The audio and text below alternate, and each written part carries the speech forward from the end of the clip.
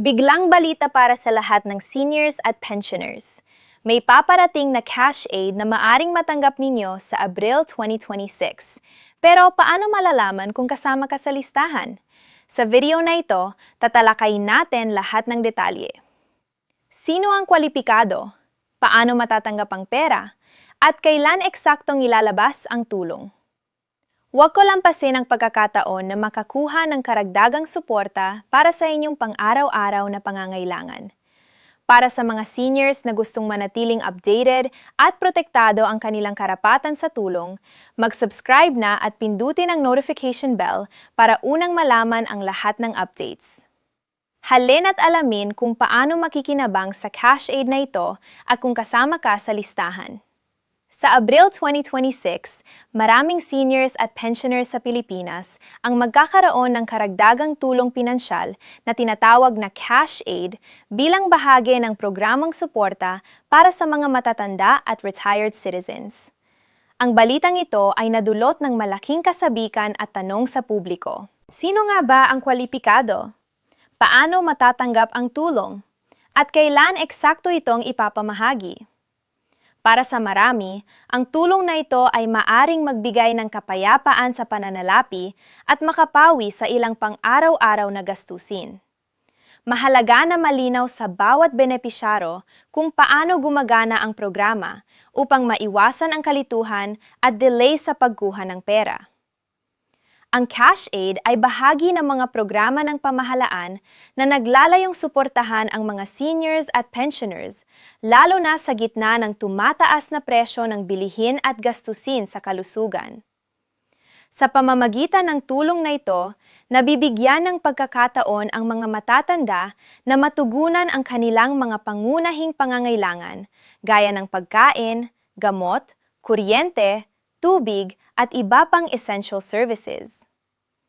Para sa mga retires na umaasa sa pensyon bilang pangunahing kita, ang karagdagang cash aid ay isang malaking tulong para mapanatili ang kanilang kalagayan sa pananalapi. Ang kwalipasyon sa pagtanggap ng cash aid ay nakabatay sa ilang mahahalagang pamantayan.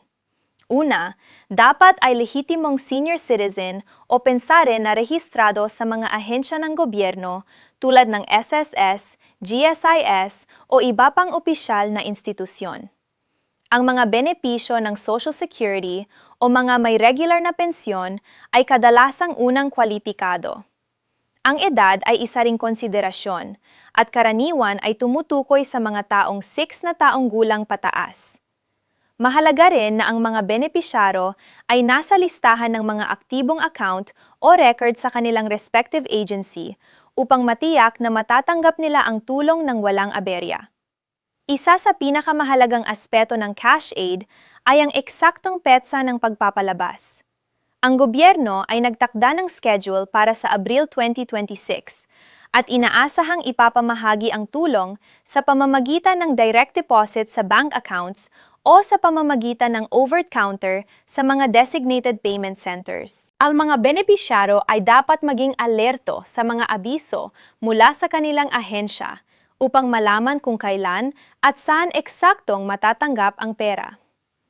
Ang maagang kaalaman sa schedule ay makakatulong sa seniors na planuhin ang kanilang gastusin sa buwan. Para sa mga benepisyaro ng SS, ang cash aid ay karaniwang idinadagdag sa kanilang regular na pensyon. Ang proseso ay automated sa karamihan ng kaso, ngunit may ilang pagkakataon na kailangan ng verification ng account o identity upang masiguro na ang pera ay makarating sa tamang tao. Ang verification process ay isang mahalagang hakbang upang maiwasan ang fraudulent claims at maprotektahan ang pondo para sa tunay na benepisyaro. Sa ganitong paraan, ang mga lehitimong seniors at pensioners lamang ang makikinabang. Ang GSIS beneficiaries naman ay may katulad na proseso kung saan ang cash aid ay idinadagdag sa kanilang buwan ng pensyon. Ang ahensya ay naglalabas ng listahan ng mga kwalipikadong benepisyaryo at mahalaga na suriin ito upang matiyak na ang bawat benepisyaro ay kasama. Ang komunikasyon sa GSIS ay critical para sa mga seniors na may kakulangan sa kaalaman o may problema sa kanilang bank accounts. Sa pamamagitan ng regular na update mula sa ahensya, ang seniors ay mas handa at makakakuha ng pera sa tamang oras. Isa sa mga karaniwang tanong ng mga seniors ay kung paano malalaman kung sila ay kasama sa listahan.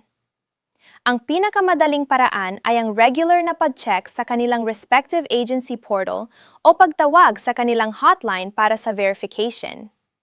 May mga pagkakataon rin na ang listahan ay ipinapadala sa pamamagitan ng SMS o email notification, lalo na sa mga may active digital accounts.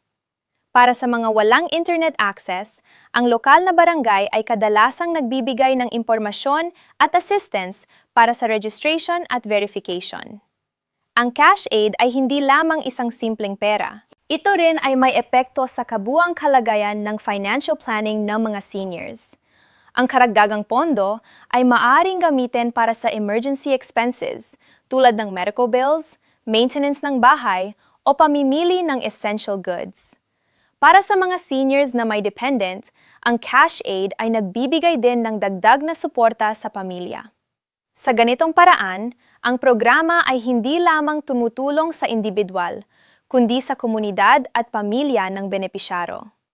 Bukod dito, mahalaga rin na maging maingat sa paggamit ng cash aid. Ang tamang budgeting at pagpaplano ay makakatulong upang hindi masayang ang pera at masigurado na ang lahat ng pangangailangan ay natutugunan. Para sa mga seniors na una sa karanasan sa ganitong tulong, maaring makipag-ugnayan sa financial advisors o barangay officers upang gabayan sila sa tamang paggamit ng cash aid. Ang psychological impact ng biglaang cash aid ay hindi rin dapat baliwalain. Para sa maraming seniors, ang karagdagang pera ay nagbibigay ng pakiramdam ng seguridad at kapayapaan ng isip. Ang alam na may nakalaan na pondo para sa kanilang pang-araw-araw na pangangailangan ay nakakatulong upang mabawasan ang stress at anxiety na madalas nararanasan sa pagtanda, lalo na sa financial aspect. Para sa mga pamilya, ang cash aid ay nagiging malaking tulong upang matugunan ang mga gastusin ng kanilang senior members. Ang pagkakaroon ng malinaw na listahan at schedule ay nakakatulong upang maiwasan ang kalituhan at masiguro na ang pera ay makarating sa tamang tao sa tamang oras. Ang koordinasyon ng pamilya at ang kaalaman sa proseso ng cash aid ay nagpapadali sa pamamahagi at paggamit ng pondo. Sa huli, ang biglaang cash aid sa Abril 2026 ay isang mahalagang hakbang upang suportahan ang mga senior citizens at pensioners sa Pilipinas. Ang programang ito ay nagbibigay ng dagdag na financial security, tumutulong sa pangaraw-araw na gastusin at nagtatag-uyod ng mas maayos na pamumuhay para sa mga benepisyaro. Ang pagiging handa, kaalaman sa listahan at tamang paggamit ng cash aid ay susi upang masulit ang benepisyo ng programa. Kung nahanap mo ang video na ito, nakapakipakinabang at gusto mong manatiling updated sa lahat ng balita tungkol sa SSS, GSIS at iba pang Social Security updates, mag-subscribe at pindutin ang notification bell para hindi mapalampas ang mga mahahalagang update. Ang kaalaman na yon ay proteksyon sa iyong pera bukas. M.